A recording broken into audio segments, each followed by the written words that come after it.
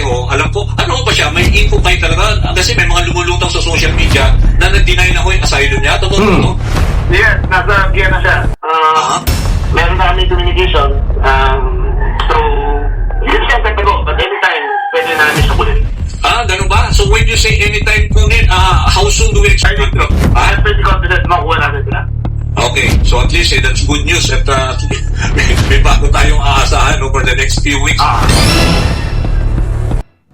Nako, eto na po ang matinding sinapit ni Atty. Harry Roque. Pagdakip sa ibang bansa, ibabalik na ho sa Pilipinas, ikukulong sa Pilipinas.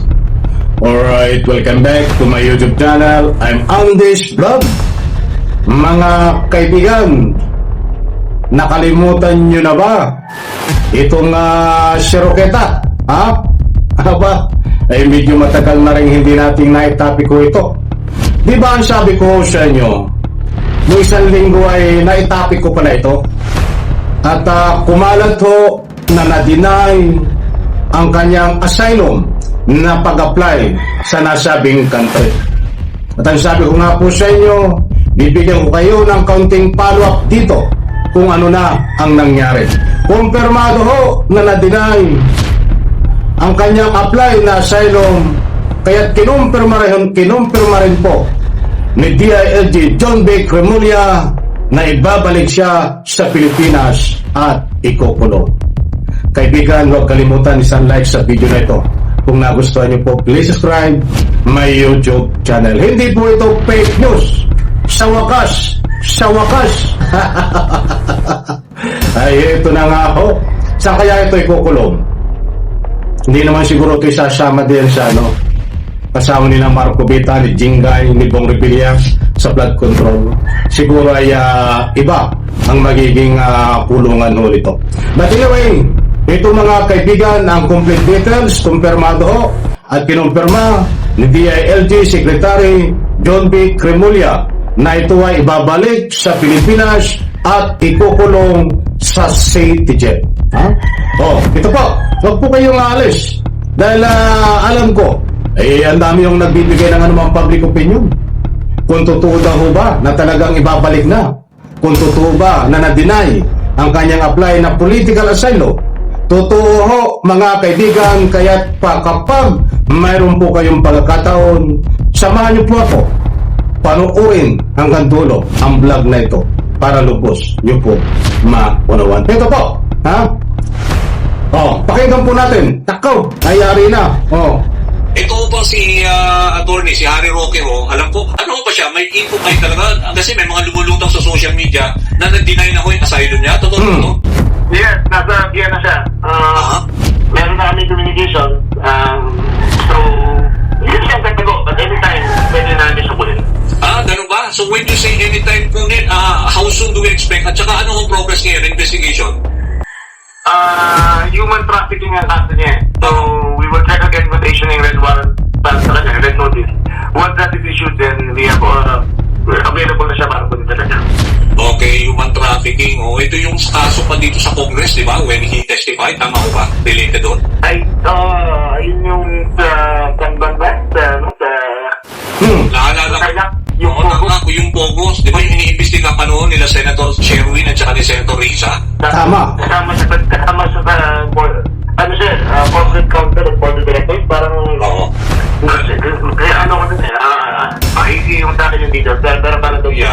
So when you say anytime he could be di ba, mako-call back dito, wala ko kayo nakikitang legal obstacle kasi alam niyo kasi Europe very particular sa human rights ng mga tao, di ba?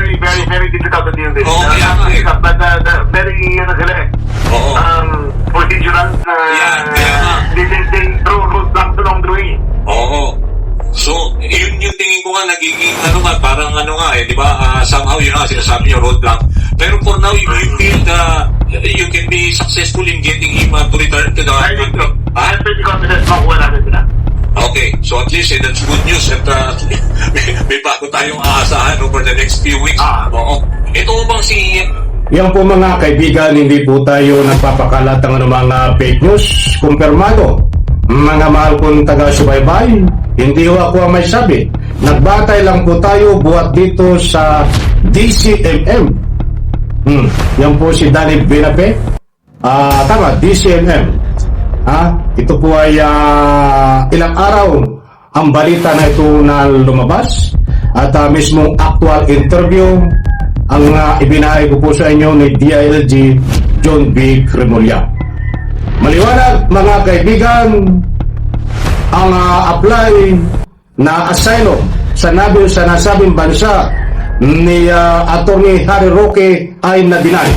At kapag po na-deny yan po ay ibabalik sa atin sa Republika ng Pilipinas, kaya lamang ho ay dumadaan pa sa anumang proseso.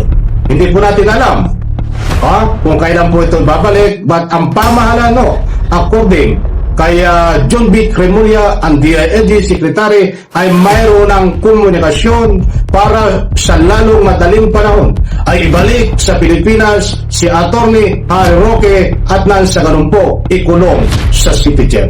Maliwanag, mga mahal kong taga-subaybay, uulitin ko po para sa lubos inyong pangunawa. Ito ko. Ito pang si attorney, si Harry Roque alam ko, ano ba siya, may info kayo talaga, kasi may mga lumulutang sa social media na na-deny na yung asylum niya, totoo ba to? Yes, nasa Vienna siya. Meron na kami communication. So, yun siya sa tago, but anytime, pwede na namin siya kunin. Ganun ba? So when you say anytime kunin, how soon do we expect? At saka ano ang progress niya ng investigation? Human trafficking ang kaso niya. So, we will check again with issuing red warrant para sa kanya, red notice. Once that is issued, then we have available na siya para kunin talaga. Okay, human trafficking. Ito yung kaso pa dito sa Congress, di ba? He testified, tama o ba? Related doon? Ay, yun yung pagbanda sa Naalala ko. Yung Pogos, di ba yung iniimbestiga pa noon nila Senator Sherwin at saka ni Senator Riza? Tama. Kasama sa conference counter at board of directors. Oo. Hindi yung sa akin yung dito. Pero para daw. Yeah, So when you say anytime he could be di ba, mako-call back dito, wala ko kayo nakikitang legal obstacle. Kasi alam niyo kasi Europe very particular din sa human rights sa bawat tao, di ba? Very difficult to deal with. Oo, kaya nga eh. But very, sila eh. Oo. Procedural. Kaya nga. They block the long way. Oo. So, yung tingin ko nga nagiging parang di ba, somehow yun sinasabi niyo roadblock. Pero for now, you feel you can be successful in getting him to return to the... I think so. I'm pretty confident makuha natin sila. Okay, so at least that's good news at may bago tayong aasahan for the next few weeks. Oo. Ayan na, may bagong aasahan for the next few weeks. Mga kaibigan, pasensya na po kung inulit ko. Yan po ay buhat sa DCMM. Huwag niyo akong copyright, DCMM ha. Ayan, yung audio na lang po ang inano ko ho. Pinlay kasi para naman hindi naman tayo magkaroon ng parusa. Mga kaibigan, pa rin tayo makapiright. Okay, yan po buhat sa DCMM.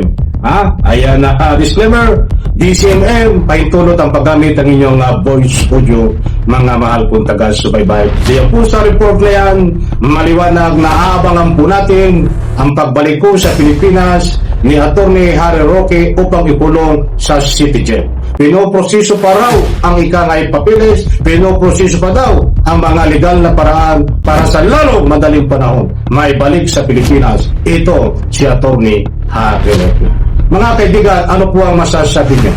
Naniniwala po ba kayo na itong si Attorney Harry Roque ay maibabalik sa Pilipinas? Sa comment section, karapatan niyo magbigay ng anumang public opinion. Muli po, inuulit ko, kumpirmado na deny ang asylum ni Attorney Harry Roque sa nasabing bansa according kay DILG Secretary John B. Cremolya. Kinumpirma niya na ibabalik po siya sa Pilipinas upang ikulong sa City Jail. Yan po ang abangan kung kailan ibabalik. Kaibigan, isang like, isang share sa video na ito. Salamat po.